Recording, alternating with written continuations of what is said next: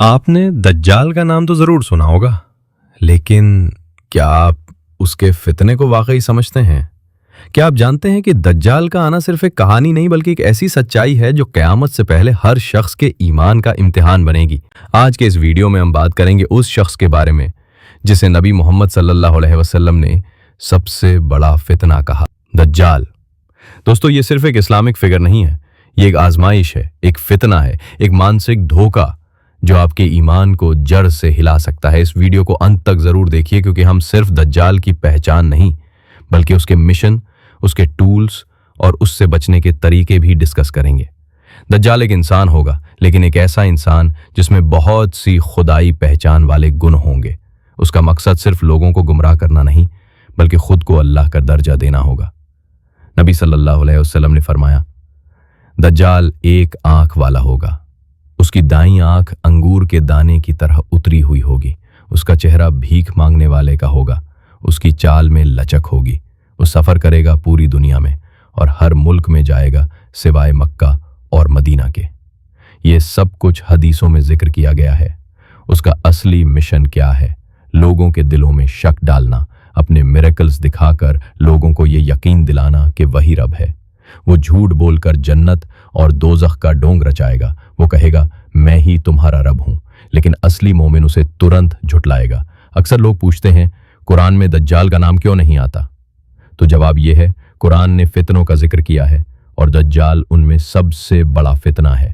سورہ الکہف میں ایسے فتنے کا ذکر ہے جہاں لوگوں کو ان کے ایمان سے آزمایا جاتا ہے، جیسے کہ اصحاب کہف کی کہانی، ذوالقرنین کا قصہ اور علم کا امتحان۔ نبی صلی اللہ علیہ وسلم نے فرمایا، جو سورہ الکہف کے پہلے 10 آیات یاد کرے گا وہ دجال کے فتنے سے محفوظ رہے گا۔ یہ سورہ ہر جمعہ کو پڑھی جاتی ہے۔ کیوں؟ کیونکہ اس میں وہ نور ہے جو دجال کے اندھیروں سے ہمیں بچا سکتا ہے۔ وہ آیات صرف حفظ کرنا کافی نہیں، سمجھنا بھی ضروری ہے۔ اس میں چھپی ہے عقیدہ کی روشنی۔ دجال کے پاس اسادھارن طاقتیں ہوں گی، اس کے پاس ایک ایسی آگ رہت جنت ہوگی جو اصل میں دوزخ ہوگی، ایک ایسی جلتی ہوئی دوزخ ہوگی جو اصل میں جنت ہوگی۔ نبی صلی اللہ علیہ وسلم نے ارشاد فرمایا، جو شخص دجال کی دوزخ میں گھسے گا اصل میں وہ اللہ کی جنت کے قریب ہو جائے گا۔ وہ بارش برسائے گا جہاں چاہے گا، زمین سے فصل اگائے گا، اور جہاں لوگ اس کا انکار کریں گے وہاں قحط، بھوک اور دکھ چھا جائیں گے۔ سوچئے، اگر آپ بھوکے ہیں، پانی نہیں ہے، زندگی میں مصیبت ہے، اور کوئی آ کے کہتا ہے مجھے رب مانو میں سب کچھ دے دوں گا، تو کیا ہم ایمان پر قائم رہیں گے؟ اس کے پاس دنیا کے ریسورسز ہوں گے، لیکن اصل میں وہ دنیا کا سب سے بڑا سکیمر ہوگا، دنیا کا پہلا ماس انفلوئنسر جسے لوگ وائرل سمجھ کر رب سمجھ بیٹھیں گے۔ دجال خراسان کے علاقے سے نکلے گا، آج کے ایران، افغانستان، تاجکستان کے آس پاس کے ریجن سے۔ حدیث میں ہے دجال مشرق سے آئے گا اور اس کے ساتھ 70,000 یہودی ہوں گے جن پر شیشے کے جیسے تاج ہوں گے۔ مسند احمد۔ وہ دنیا بھر کا سفر کرے گا اور ہر ملک جائے گا، ہر شہر میں جائے گا سوائے مکہ اور مدینہ کے، کیونکہ ان شہروں کے اللہ کے فرشتے مقرر ہوں گے جو دجال کو وہاں داخل نہیں ہونے دیں گے۔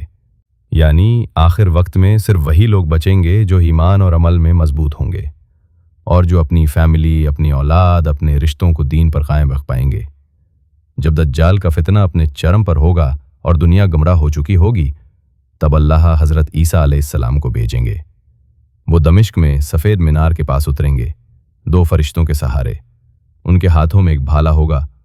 جب دجال انہیں دیکھے گا تو پگھلنے لگے گا جیسے نمک پانی میں پگھلتا ہے، اور حضرت عیسیٰ علیہ السلام دجال کا تعاقب کرتے ہوئے اسے باب لد، اسرائیل کے پاس ایک جگہ میں قتل کریں گے۔ اس کے بعد دنیا سے فتنہ ختم ہو جائے گا، شیطانی نظام کا انت ہوگا، امن اور دین پھر سے قائم ہوگا۔ آج دجال شاید نظر نہیں آیا، لیکن اس کا فتنہ ہمیں ہر جگہ دکھ رہا ہے۔